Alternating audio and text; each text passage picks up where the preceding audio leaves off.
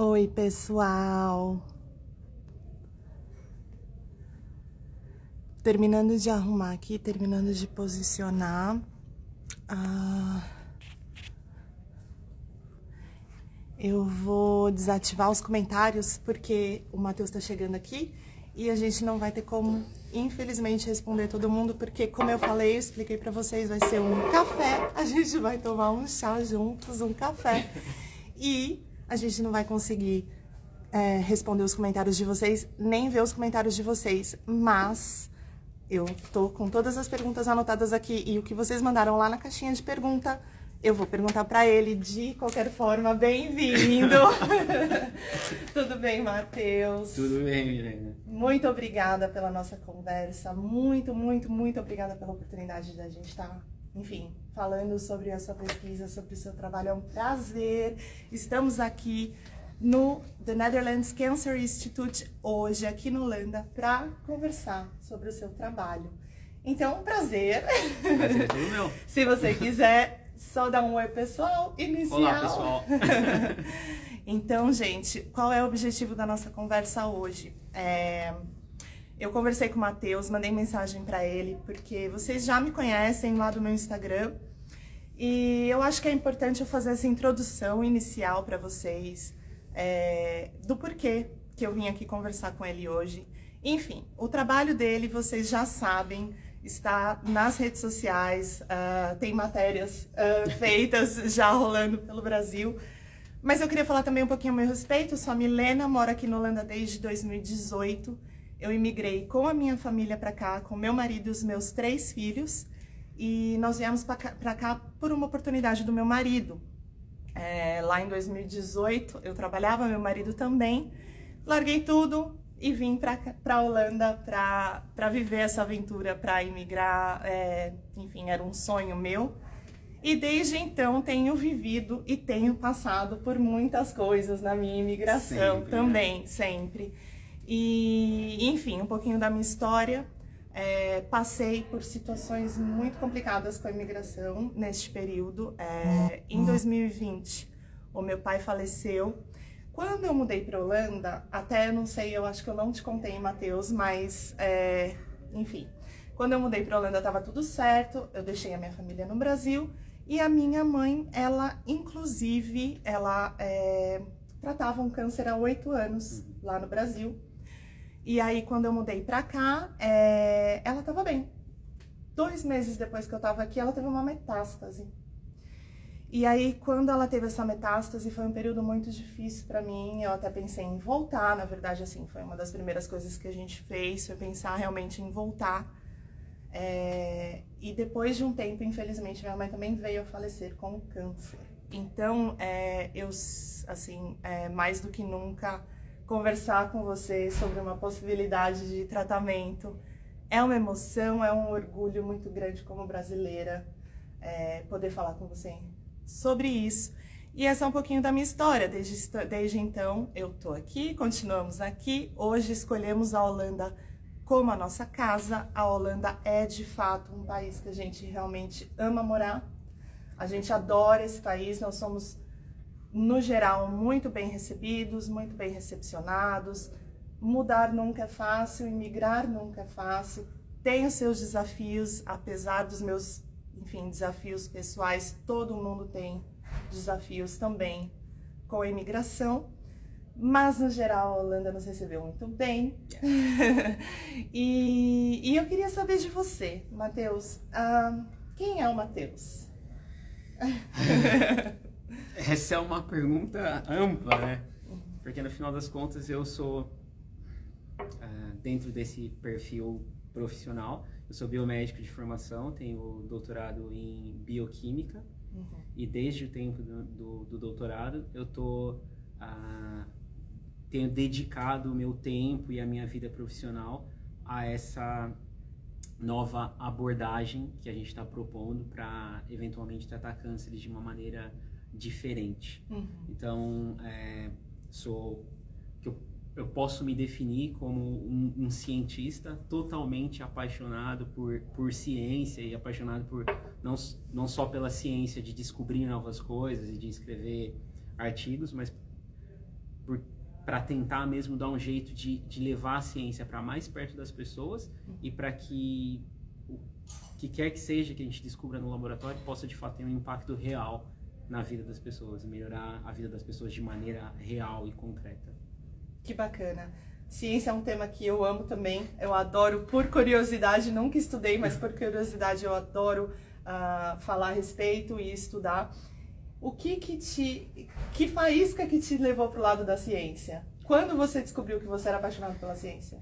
Essa é uma pergunta interessante, porque quando eu era criança ou mesmo adolescente, eu nunca tinha conhecido um cientista sequer na minha vida inteira. Nunca tinha pensado em ser cientista, em sonho em ser, sei lá, jogador de futebol, ator, mas nunca cientista. Então, mas quando eu comecei a faculdade de biomedicina, eu percebi que eu tinha uma facilidade para entender esses conceitos abstratos que sempre estão envolvidos em entender como uma célula funciona ou como o metabolismo funciona no nosso corpo. Eu tinha uma facilidade de entender esses conceitos e eu percebi também que eu poderia usar essa facilidade nessa direção que eu estou falando, porque eu sempre tive uma vontade muito grande de poder contribuir, de poder fazer alguma coisa que de fato tivesse relevância. E eu entendi que, como eu tinha essa facilidade, eu poderia usar essa facilidade para poder entender melhor como as coisas funcionam e com isso tentar resolver problemas através da ciência. Então foi durante a faculdade que eu tive esse primeiro spark para poder virar cientista e para poder dedicar a minha vida à ciência em si. Que legal. E como que foi sua infância lá no Brasil? De onde que você vem? A minha família... Eu nasci em São José do Rio Preto, no interior de São Paulo. Mas eu cresci em Cotia, que é ali na região metropolitana de São Paulo. Eu posso dizer que eu tive uma infância bastante feliz e tranquila, porque eu morava num bairro que era super pequeno, cercado de muita gente bacana, com uma família bacana, grandes amigos. Então eu tive uma infância tranquila. Bastante tranquila, só não ligada à ciência em si. Nada conectado à ciência. Não, nada conectado à ciência. Simplesmente uma infância normal de criança. Como você enxerga? Você acha que o Brasil, no geral, conecta as crianças? Tem um grande incentivo infantil para a ciência? É difícil dizer hoje em dia. Quando eu estava na escola, não tinha tanto esse lado de ciência. Pelo menos não quando eu estava no início da escola, mas eu tenho que dizer que eu também dei muita sorte que durante o colegial eu tive contato com professores que me estimularam a pensar de maneira diferente, a pensar que cada situação tem mais de um lado e você pode enxergar essa situação por diferentes lados e talvez isso seja a principal base desse tratamento que a gente está propondo hoje, porque eu estou exatamente enxergando as coisas de uma perspectiva completamente diferente. Eu acho que isso veio inicialmente desses professores que eu tive no colégio, mas foi um pouco de sorte também. Um pouco de sorte, eu imagino. E você disse que esse sparkle veio na faculdade. E aí, na faculdade, o que aconteceu de fato? Qual foi o momento que você começou a entender que você estava lidando com uma nova perspectiva, uma nova possibilidade para o tratamento com o câncer? Da onde que surgiu isso? Na verdade, conta essa história. Na verdade, essa faísca para virar cientista foi durante a faculdade, quando eu percebi que eu entendia bem as coisas e que descobrir novas coisas era um negócio altamente apaixonante. Mas a ideia dessa nova abordagem e o momento em que essa abordagem começou a tomar forma já foi bem depois da faculdade, quando eu já estava no final, do meio para o final do meu doutorado. Então, do meio para o final do doutorado, eu já estava no laboratório já há bastante tempo e olhando para essas questões que não era necessariamente câncer, mas era tentando entender como as células fazem para se dividir. Então, durante esse processo de tentar entender como as células se dividem, a gente acabou se deparando com essa nova perspectiva. E aí, imediatamente, eu entendi que isso era um negócio super importante e decidi dedicar toda a minha pesquisa a isso. Legal. Me conta dessa pesquisa, me conta um pouquinho dela. se você puder resumir de uma forma, eu adoro ver você explicando sobre ela, porque é uma forma lúdica. Eu gostei muito do exemplo do carro que você deu. Então, se você puder explicar pra gente de forma que todos, de uma linguagem que a gente, como não cientista, consiga entender, me conta como que é isso, como que é a sua pesquisa. Com certeza, é importante conseguir explicar para todo mundo, porque dizem que se você não consegue explicar o que você está fazendo para qualquer pessoa, significa que nem você mesmo entendeu muito bem o que está acontecendo. Essa é boa. Mas a realidade é a seguinte, primeiro partindo do problema, o problema todo de câncer é que você tem um grupo de células que acaba começando a se dividir de uma maneira descontrolada. Não é nem necessariamente mais rápido do que as outras células normais, mas descontrolada, porque as células normais elas vão se dividir quando elas têm que se dividir e parar de se dividir quando elas têm que parar de se dividir, enquanto as células de câncer vão perder esse controle. Então, porque esse é o problema, o que a terapia convencional tenta fazer é ou bloquear os sinais que fazem essas células se dividirem de maneira descontrolada, ou matar todas as células que dividem um pouco rápido demais. E aí essa terapia convencional seria, no caso, a quimio, a rádio e a imunoterapia, que são os tratamentos que hoje... É mais quimo e rádio, porque a imunoterapia funciona de uma maneira um pouquinho diferente, mas tem um outro tipo de terapia também, que são terapias que eles chamam de terapia-alvo, eu acho, em português. Mas que são terapias focadas em bloquear os sinais que fazem a célula de câncer se dividir. Mas o problema dessas terapias é que várias das nossas células normais também têm que se dividir rapidamente. Então acaba que a terapia, algumas vezes, acaba sendo muito tóxica para as outras células do corpo. E às vezes você não tem mais uma janela de terapia, onde você não consegue mais matar células de câncer sem matar o paciente. Assim. Então aí, nesse caso, você tem que ou parar com a terapia ou diminuir a dose, e aí acaba não funcionando. Além disso, as células de câncer muitas vezes conseguem se tornar resistentes a esse tratamento. O que a gente está propondo é o seguinte: exatamente porque as células de câncer têm esse defeito, onde elas estão ali um pouco descontroladas, esse defeito é um superpoder, mas também vem com uma vulnerabilidade. Porque como elas se dividem de maneira descontrolada, elas têm um excesso de estresse. Que já é normal de célula de câncer, bem conhecido, que elas são um pouco mais estressadas do que células normais. Ao invés de bloquear esses sinais, a gente está aumentando esses sinais ainda mais, para que, aumentando esses sinais ainda mais, a gente aumenta ainda mais o estresse que elas estão vivendo. Porque, por definição, elas não conseguem controlar essa sinalização, por isso que elas são células de câncer. Então, a gente está aumentando ainda mais a sinalização, elas ficam ainda mais estressadas, e aí a gente vem com uma segunda droga que acaba matando as células que estão estressadas demais. Porque o que a célula de câncer vai tentar fazer quando a gente vem com esse empurrão, ela vai tentar parar e corrigir o problema, corrigir o estresse. Aí a gente vem com uma outra célula, com uma outra droga, que não deixa ela parar e corrigir esse estresse. Então ela acaba entrando num colapso, mas não num colapso porque a gente inibiu a sinalização, mas num colapso porque a gente aumentou ainda mais. Então, na analogia do carro que você se refere, é como se as células de câncer fossem carros que estão andando um pouco mais rápido do que deveriam andar, e a terapia convencional tenta parar esses carros, o que a gente está tentando fazer é aumentar ainda mais a velocidade desses carros, dando para esses carros, sei lá, combustível de foguete ou alguma coisa que aumente muito a velocidade desses carros. E quando a gente aumenta a velocidade desses carros, eles superaquecem. E quando eles superaquecem, a gente vem e desliga o sistema de refrigeração. Ou seja, eles estão superaquecidos e não tem como resfriar. Então eles entram num total colapso. E é isso que a gente tem visto nos experimentos e nesse trabalho que foi publicado. Muito bacana. E toda essa parte teórica de desenvolvimento da pesquisa você fez no Brasil? O racional por trás disso foi pensado e desenvolvido nesse tempo que eu ainda estava no Brasil. E a gente chegou a publicar um outro artigo propondo a mesma abordagem, mas com um conjunto de drogas diferente. Porque é importante ressaltar que o que a gente propôs nesse trabalho atual, que é o que vai ser testado nos próximos ensaios clínicos, é uma combinação específica de drogas, que foi a que a gente usou nesse trabalho, mas a abordagem em si é muito maior do que uma única combinação. É um outro jeito de ver o problema.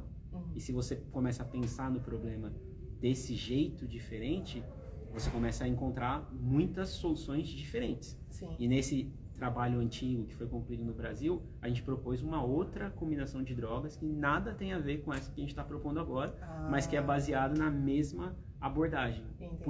Por isso que é importante que outras pessoas, outros laboratórios, outros grupos comecem a investigar também essa abordagem, porque provavelmente eles vão chegar a diferentes combinações de drogas. E que também podem ser testadas e que também podem funcionar. Não é uma coisa que necessariamente a gente tem que fazer, ou só a gente tem que fazer. Quanto mais pessoas estiverem testando isso, melhor. Melhor.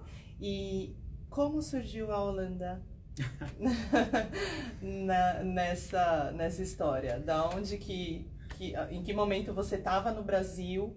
Em que momento da sua pesquisa de desenvolvimento, em qual momento você estava lá e como que apareceu a Holanda neste contexto? Essa é uma pergunta interessante, é até uma história curiosa, porque então no final do doutorado a gente começou com esse trabalho, aí depois eu comecei um pós-doutorado no Brasil e acabei passando um ano na Inglaterra e ainda trabalhando nisso, eu voltei para o Brasil, a gente concluiu esse artigo. E eu estava lá no Brasil focado no Instituto Butantan, trabalhando nessa abordagem. E todo mundo convencido de que era uma boa ideia. Mas naquele momento eu tive a noção de que por ser uma abordagem que vai exatamente na direção oposta da terapia convencional, ia ser, ou poderia ser difícil convencer pessoas a de fato testarem isso, ou a de fato levarem essa abordagem a sério. Então eu entendi que seria melhor, se eu quisesse que isso de fato chegasse a quem precisa de verdade, aos pacientes, pudesse ser testado em pacientes, eu precisava levar esse tipo de pesquisa, se possível, para um centro de ponta a nível mundial, para esse tipo de pesquisa de câncer.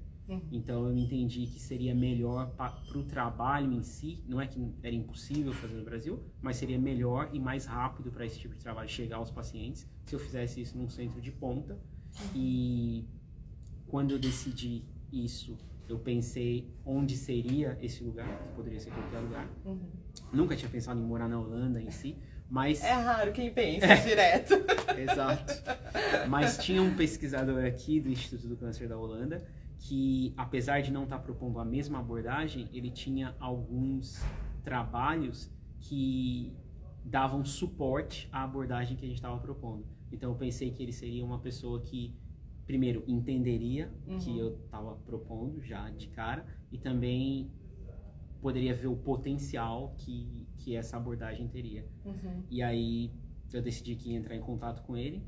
E é uma história curiosa, porque na verdade eu nem mandei um e-mail nem nada, eu só descobri que ele ia participar de um congresso na Croácia e apliquei para poder viajar para o mesmo congresso. Uau! Fui para o congresso e quando eu cheguei no congresso, no primeiro dia do congresso, eu cheguei e falei, queria falar com você porque eu tenho um trabalho que eu acredito que você vai achar interessante, então eu queria te mostrar esse trabalho. E aí ele falou, tá bom, aí uns 2 dias depois eu acabei mostrando para ele o trabalho lá na Croácia. Lá na Croácia, o trabalho que eu tava fazendo. E imediatamente ele entendeu o potencial do trabalho e tal. E ele é um cientista que já era mundialmente famoso. A gente pode falar o nome dele? Pode, claro. O nome dele é René Bernards. E ele é um cientista que já era mundialmente famoso.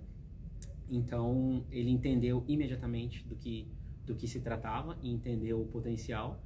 E lá mesmo, ele me ofereceu a vaga de trabalho. Aí eu vim para cá uns meses depois para fazer a entrevista oficial de trabalho e tal. Achei a cidade super escura.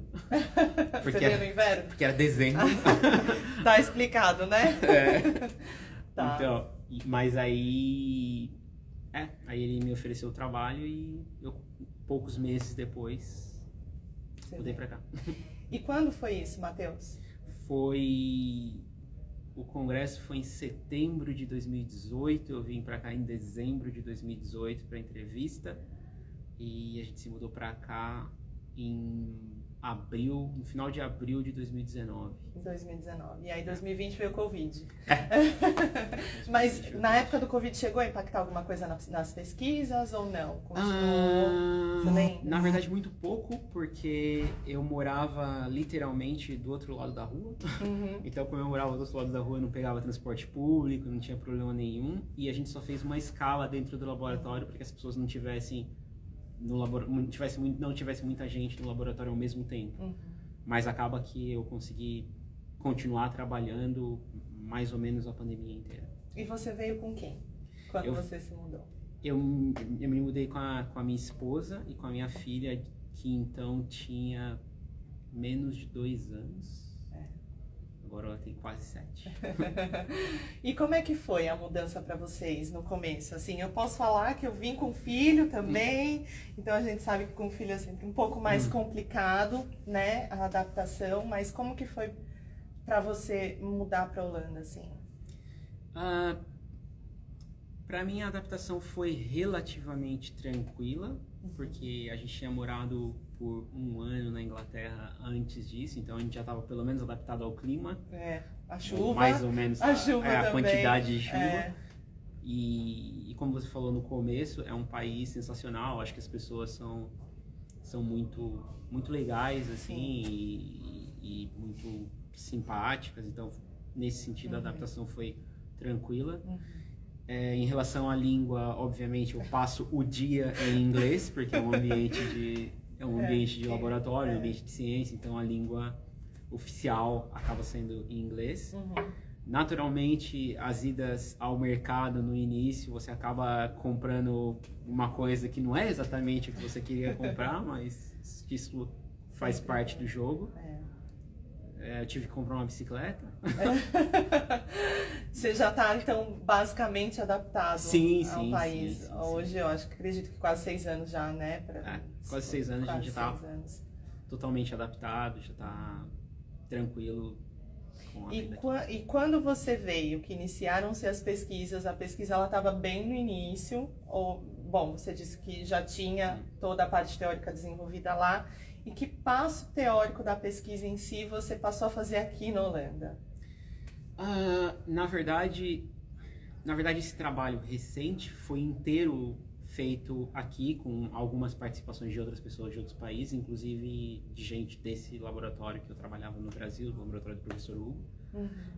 E o trabalho em si foi inteiro, esse novo trabalho foi inteiro feito aqui. O que veio de lá foi esse racional inicial, essa ideia de abordar o problema desse jeito. Mas aqui a estrutura era completamente diferente. Eu tive acesso a uma quantidade de equipamentos que eu não tinha acesso lá, e de reagentes e tal. Então, tecnicamente, foi muito importante vir para cá, para isso. E também foi muito importante trabalhar com alguém que, como eu disse, é uma pessoa mundialmente famosa na ciência, porque isso acaba dando credibilidade quando você está propondo uma coisa que é completamente fora da caixinha. Então isso acabou dando alguma credibilidade e também muito mais recursos e contatos para poder desenvolver o trabalho. E como que foi a recepção dos colegas? Porque assim, como você disse, é uma abordagem revolucionária, inovadora. E como é que foi a recepção dos seus colegas cientistas aqui na Holanda em relação à sua tese e à sua pesquisa? Essa também é uma coisa que para mim foi de fato surpreendente, porque todas as vezes que eu apresentei o trabalho, seja em congressos, seja em apresentações aqui dentro do Instituto, seja dentro do meio acadêmico em si, ou mesmo entre os médicos do hospital, em qualquer situação onde eu apresentei o trabalho, que eu de fato expliquei, a gente está querendo fazer isso por causa disso e daquilo, foi sempre bem recebido. Sempre existiram perguntas de, mas o que vai acontecer com as células normais? São perguntas naturais dentro desse tipo de abordagem, mas a partir do momento que você explicava qual era a ideia por trás do que a gente estava fazendo, sempre foi bem recebido.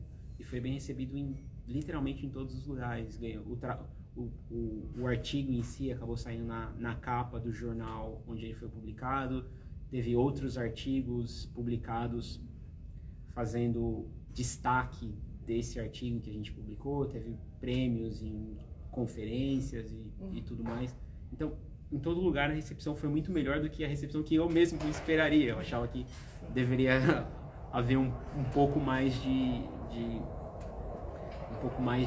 dúvidas sobre o trabalho, mas acabou não acontecendo. Não, que bom, que bom. E você disse que aqui você teve acesso a mais recursos, o que te possibilitou ampliar a pesquisa e até, de fato, chegar em um ponto em que, acredito eu, muito em breve, pelo que eu ouvi, poderemos e muito possivelmente testaremos em humanos. Em que ponto está a pesquisa neste momento? Você consegue explicar pra gente, assim, teoricamente, de uma forma que a gente consiga entender, por exemplo, olha, uma pesquisa ela começa assim, assim, assado, e aí ela precisa passar por essa etapa para poder chegar e testar no humano, e aí sim ser aprovada. Em que ponto que está nesse momento? Então, esse trabalho anterior, a gente concluiu o trabalho, mostrou tudo que dava para mostrar antes de chegar no paciente, a gente mostrou, o trabalho foi publicado. Então, essa combinação específica de drogas, já existe um protocolo para o teste clínico dessa combinação específica que vai ser feito aqui no hospital no próximo ano. É muito difícil dizer quando exatamente isso começa, porque é uma coisa que é completamente alheia ao laboratório. Porque a partir nesse momento é uma coisa de contratos, de advogados, de logística e burocracia. É uma coisa que é completamente alheia ao que a gente faz em si. Então, essa abordagem vai ser testada assim que essas questões forem resolvidas.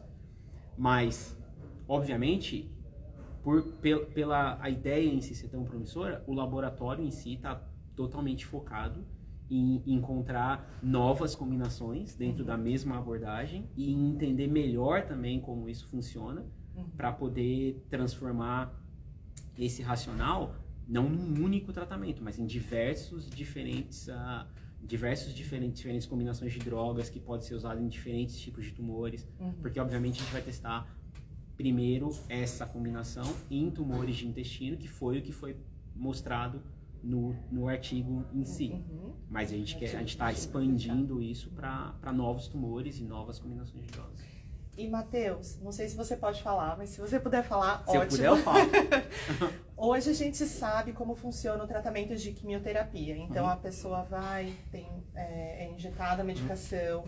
A radioterapia, a gente também sabe como funciona, que é feito, enfim, uma aplicação da rádio no local, né, onde está o tumor. Como vai ser feito esse? É um medicamento aplicado como a quimioterapia? Como funciona? Sem dúvida, dentro dessa abordagem que a gente está propondo nesse momento, vai ser um medicamento, mas na verdade é difícil prever como que isso vai chegar para o paciente, porque isso é uma questão da formulação da droga em si. E ainda que você tenha uma droga que hoje é aplicada na veia do paciente, a empresa está provavelmente tentando desenvolver a mesma droga para ser dada via oral, porque isso diminui muito os custos hospitalares e é melhor para todo mundo. Então, é difícil prever se no futuro próximo o mesmo medicamento que hoje é dado via intravenosa vai ser dado oral ou não. Então, é uma pergunta que é muito difícil responder. Não, mas deu para entender mais ou menos. Muito possivelmente vai ser, não é uma abordagem completamente diferente da radioterapia, então estou só tentando... Sim. Não, mas mesmo hoje em dia, para essa combinação que vai ser testada aqui, uma das drogas já é por si só via oral. Tá. E só a outra droga é intravenosa. Mas não dá para saber se no prazo, quando isso de fato, eventualmente, se funcionar, chegar a pacientes, não dá para saber qual vai ser a formulação. Tá, jóia. E hoje a pesquisa lá é desenvolvida aqui, quando ela for testada em humanos aqui, acabei de descobrir também, por sua ajuda, que aqui também é um hospital, né? E você acredita que vai ser testado primeiramente aqui, na Holanda, neste hospital, ou ela pode ser testada em algum outro local? Então, essa combinação sobre o trabalho que a gente publicou, Uhum. o que está previsto é para ser testado inicialmente aqui, porque, como eu falei, existe toda uma burocracia envolvida nisso. Você precisa das empresas que produzem as drogas entrarem em um acordo com o hospital onde o ensaio vai ser feito para poder fornecer as drogas e tudo mais. Mas nada impede que outros centros que se interessem pelo mesmo tipo de abordagem também testem. A questão é que a gente não tem muito controle sobre isso. A única vez que a gente tem um controle e um contato é com os médicos daqui, que vão testar essa abordagem inicialmente nos pacientes de tumor de intestino, aqui nesse hospital. E agora a sua pesquisa está sendo divulgada para o mundo inteiro, né? Começou a ser divulgada para o mundo inteiro. Acredito eu que ela já está amplamente sendo divulgada dentro da comunidade científica, a partir do momento que vocês fazem a publicação e tudo mais, ela já está amplamente divulgada pela a comunidade científica. Como está sendo para você agora, que eu acho que a proporção está muito maior, saiu ali do seu âmbito científico e está sendo divulgada mundialmente? Como que está sendo assim, isso para você? Está sendo bem diferente, no final das contas, porque eu não tinha tanto contato com redes sociais antes. Muito embora, como você mesmo falou, a gente já vem falando sobre isso no meio científico há bastante tempo, mas é diferente ter contato com as pessoas que são de fora do meio da ciência, especialmente é muito diferente ter contato com os pacientes em si, porque é muito fácil para a gente que é cientista, que passa o dia inteiro dentro do laboratório, pensando em câncer o dia inteiro, de fato, o dia inteiro, eventualmente até a noite inteira, mas não tendo, de fato, um contato direto com o paciente. É fácil confundir e pensar que o que você está fazendo é para escrever o próximo artigo. Mas quando você começa a ter contato com as pessoas, você entende que não, que é sobre as pessoas, é sobre, de fato, ajudar as pessoas, melhorar a vida das pessoas enfim, isso traz pelo menos para mim, se tem uma palavra que dá para definir esse novo momento, é responsabilidade, porque no final das contas dá um senso de responsabilidade muito grande, um senso de responsabilidade, um senso de urgência, no sentido de que você entende que você precisa fazer tudo o que você puder fazer para, de fato, conseguir ajudar, porque não é sobre o próximo artigo, é sobre as pessoas. No fim das contas. Uau! Eu imagino que tá sendo para você exatamente isso, essa questão da responsabilidade, e se torna, acho que até mais racional, mais do que racional, se torna emocional. Sim, claro. Né? Eu acho que isso traz realmente um peso muito grande. Eu tenho algumas perguntas que eu acho que também dizem respeito à sua pesquisa. Inclusive, como eu falei, eu abri uma caixinha de perguntas e eu acho que a gente pode começar a se basear um pouco nessas perguntas para a gente guiar a conversa. Então, eu vou começar com essa pergunta, que eu acho que tem um pouco a ver com o que você falou também agora, essa questão do peso, da responsabilidade que a sua pesquisa tem, que é como você se sente com tamanha contribuição para a humanidade. Essa pergunta eu recebi e eu acho que tem um pouco a ver com o que a gente está falando também. Isso tem sim um pouco a ver, mas como eu falei, eu sinto um peso grande da responsabilidade por agora estar tendo contato com pacientes e com histórias de pacientes, de familiares de pacientes, mas eu ainda não tenho esse sentimento de contribuição para a humanidade. Eu acho que esse sentimento só vai vir quando alguém estiver andando aqui para fora do hospital, seja curado ou com uma melhora real na condição clínica. Aí eu vou poder falar, não, de fato eu queria contribuir, de fato eu consegui contribuir. Por enquanto, não dá para sentir essa contribuição, porque por enquanto ainda é só uma pesquisa, ainda é só um artigo.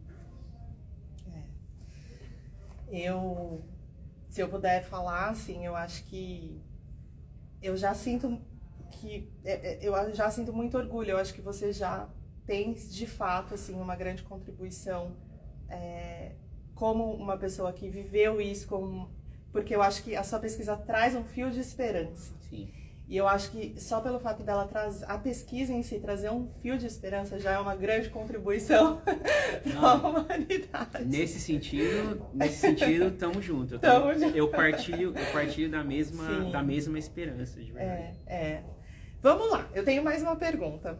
Há esperanças para uma paciente metastática? Bom, na verdade, desde quando a gente começou com essa pesquisa, a gente sempre pensou em escolher tumores que sejam difíceis de tratar. Porque, no final das contas, é esse tipo de paciente que mais precisa. Se o paciente não for metastático, se der para simplesmente cortar o tumor fora, tá tranquilo. Em geral, o prognóstico vai ser bastante bom. Então, todo o trabalho que foi feito, esse trabalho antes do teste em pacientes, foi feito com amostras e com tumores de pacientes que já estavam em estado avançado, não só eram metastáticos, mas também já tinham se tornado resistentes ao tratamento convencional. E você só consegue, na verdade, testar novas abordagens em pacientes em estado avançado. Então, se funcionar, com certeza é porque vai funcionar para pacientes metastáticos em primeiro lugar, porque senão nem consegue ir para frente se não funcionar nesse contexto. Maravilhoso. Vamos para mais uma, então. O que te levou a pensar que estressar as células seria eficaz para eliminar o câncer? Na verdade, era uma coisa que já estava...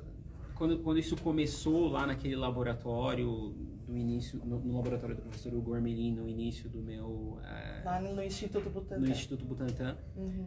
O que a gente tinha já... até antes de eu entrar no laboratório, as pessoas estavam percebendo que tinha uma proteína específica que deveria fazer as células crescerem mais que numas células tumorais estava fazendo elas crescerem menos.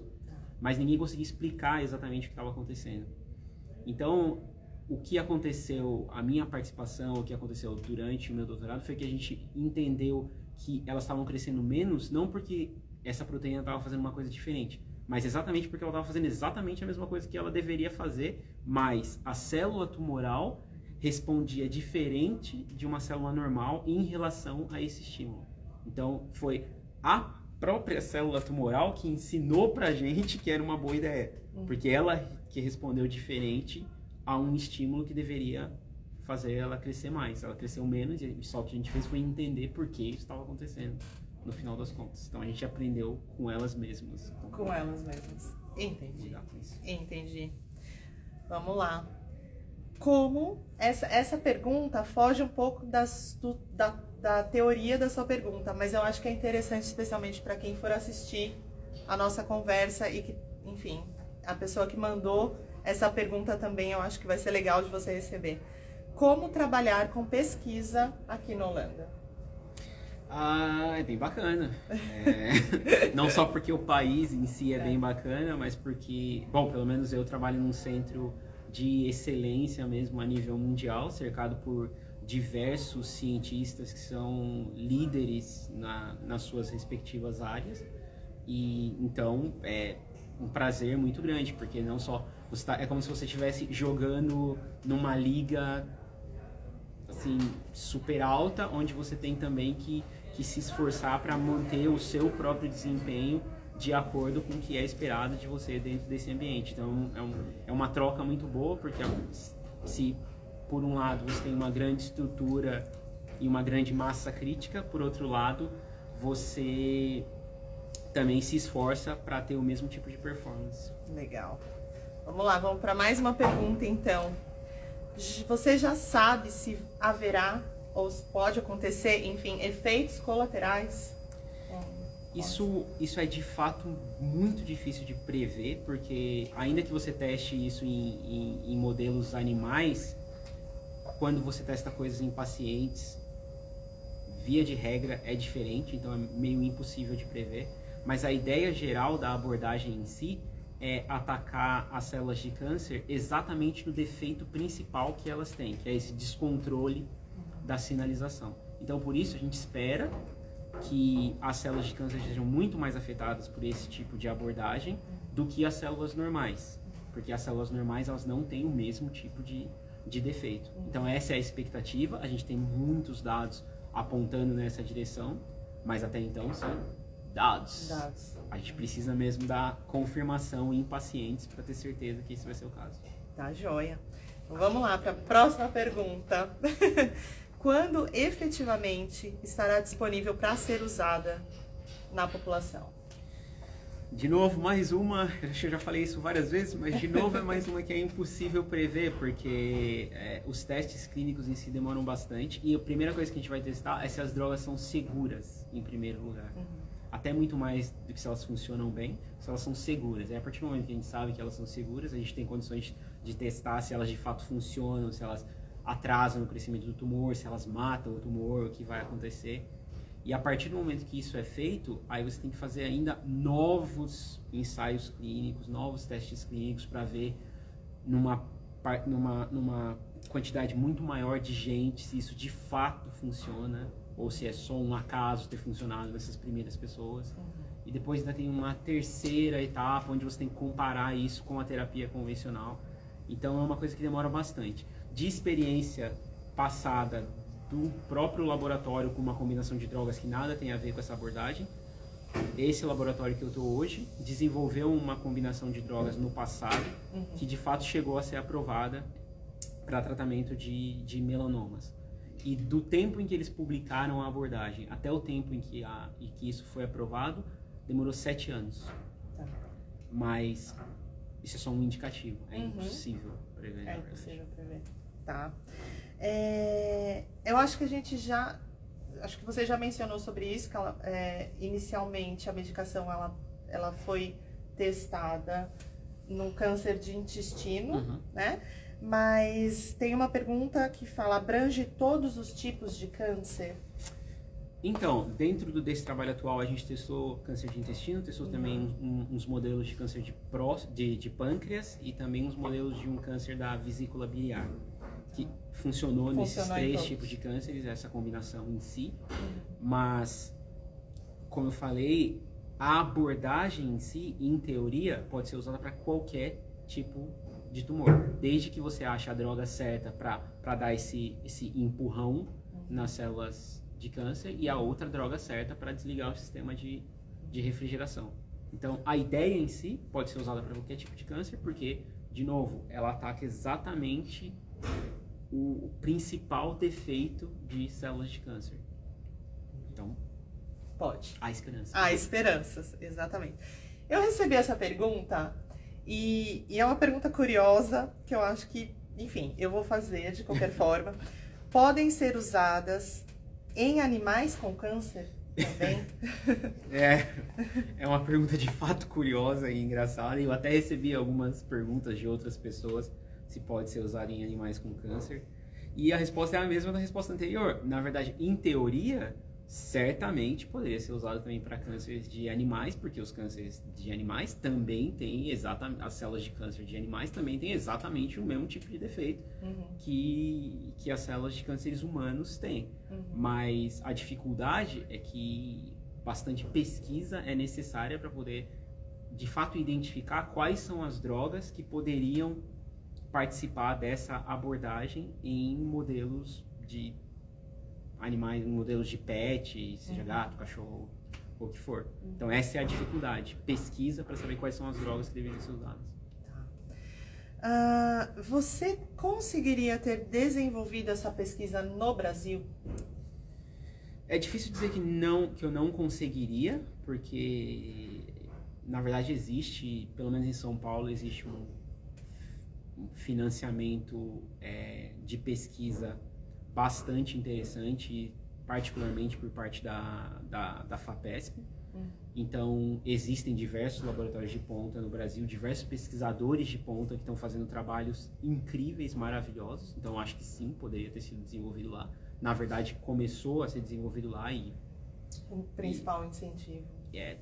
Poderia muito bem ter sido desenvolvido lá. A única questão é que, de certa forma, foi mais rápido desenvolver aqui. Eu tive acesso a outros recursos, não necessariamente financeiros, mas outros recursos de estrutura, que seria mais difícil ter acesso no Brasil.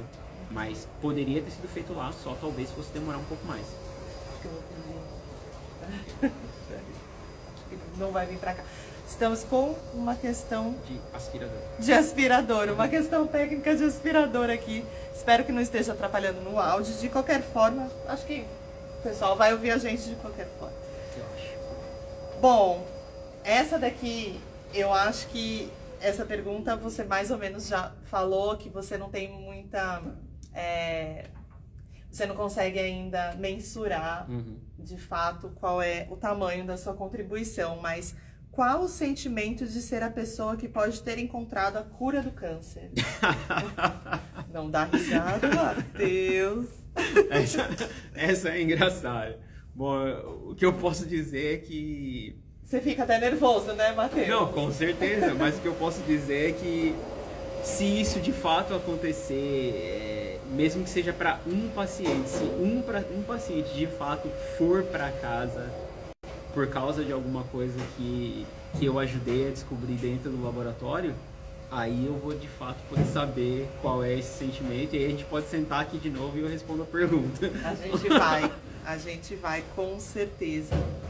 A principal pergunta que eu recebi foi: Milena, por favor, pergunta para o Matheus como eu faço para me inscrever para as pesquisas, ou como eu faço para inscrever um familiar.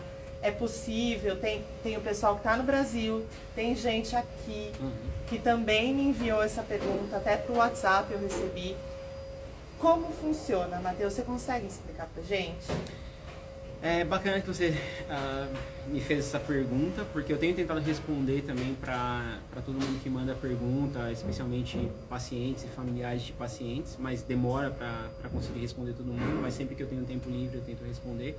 Mas a realidade é a seguinte: esse ensaio clínico, esse primeiro teste, como eu falei, vai ser feito numa quantidade bem pequena de pacientes para saber se as drogas são seguras ou não. E vai ser feito aqui nesse hospital. E ainda que pessoas se disponham a viajar para cá, é uma quantidade pequena de pacientes, é muitíssimo improvável que seja possível incluir pacientes de qualquer outro lugar que não os pacientes que já são atendidos aqui nesse hospital. Na verdade, eu mesmo particularmente nem sei qual é a burocracia envolvida nisso, porque eu não cuido da administração do do ensaio clínico, que é feita, na verdade, pelos médicos do hospital e os funcionários do hospital. Então, eu entendo que as pessoas querem participar dos ensaios e eu até acho sensacional que as pessoas acreditem na abordagem, mas nesse momento não tem mesmo como participar desses ensaios iniciais. Eu estou fazendo o possível para conversar com outros médicos de outros hospitais no Brasil e fora do Brasil, para tentar viabilizar outros ensaios em outros hospitais. E aí, se isso for possível, para mim vai ser uma alegria muito grande. Eu estou totalmente disposto a ajudar a viabilizar isso. Mas nesse momento, participar do ensaio aqui é bastante improvável, até porque os ensaios nem começaram. Eu acho que essa próxima pergunta tem um pouco a ver com isso, que é a previsão para estar disponível no Brasil. Eu acho que, enfim, a gente já falou a respeito, né? Primeiro, muito legal que você mencionou que você está tentando essas outras alternativas, inclusive no Brasil, para poder testar lá também. Inclusive, se alguém tiver, se essa live for compartilhada futuramente, a gente espera que seja compartilhado. Eu vou fazer o máximo também para compartilhar com muito mais pessoas, e que se chegar em algum médico ou algum instituto que consiga, de repente, compartilhar, que é possível fazer isso, é possível, de repente, essa abordagem também ser testada no Brasil. Eu acho que é mais uma forma de esperança para que a gente consiga também levar esse teste, esse ensaio clínico para o Brasil. Então, eu acho que junto com a previsão para estar disponível no Brasil, eu acho que é isso. Primeiro, que a pesquisa possa ser testada no Brasil, e aí, enfim, toda a burocracia que vem na sequência, né, de como que a gente pode levar isso adiante. Para encerrar, eu acho que essa pergunta aqui é bem legal. Qual a sua mensagem para os jovens que sonham em trabalhar com pesquisa com você? De fato, essa é bem legal. A mensagem que eu tenho é a seguinte: eu acho que não só os jovens que pensam em trabalhar com pesquisa, mas eu acho que todos os jovens têm que ter a noção de que se você tem um sonho, se você acha que tem uma coisa que você de fato pode contribuir, que você de fato pode ajudar, você deve ir atrás disso da maneira que você puder. Não se limitar pelas coisas que você acha que são possíveis ou que você acha que não são possíveis, ou porque você precisa falar com um pesquisador famoso, ou porque você precisa aplicar para um trabalho que é diferente de tudo que você já fez. Se você acredita que você tem alguma coisa para contribuir, simplesmente vá lá, faça o seu melhor e acredite que vai dar certo, porque você só vai saber qual é o seu potencial se você de fato for atrás disso. E ninguém tem como te dizer o que você pode ou o que você não pode fazer. É isso aí, Matheus. Muito obrigada. Eu que agradeço. Gente, eu vou encerrar, mas, enfim, eu queria... Não tenho palavras para te agradecer. Eu queria dizer que é muito emocionante para mim estar aqui, poder conversar com você sobre isso. Já te falei isso outras vezes. Para mim é uma honra, como familiar de uma pessoa que passou por essa doença, poder dar um fio de esperança que seja para todo mundo que está assistindo. Enfim, isso para mim é uma honra. Parabéns. Muito orgulho de ter um brasileiro brilhando e mostrando seu trabalho aqui fora. Como é difícil pra gente, né, como brasileiro, aí, conseguir provar o nosso valor. Então, muito obrigada. Obrigada, pessoal. A gente vai, enfim, compartilhar essa live. Vou fazer uns cortes. Muito obrigada a quem assistiu pessoalmente. E até a próxima. Tchau, tchau. Obrigado, gente. Obrigado pelo carinho. Eu vou desligar. Tchau, tchau, gente.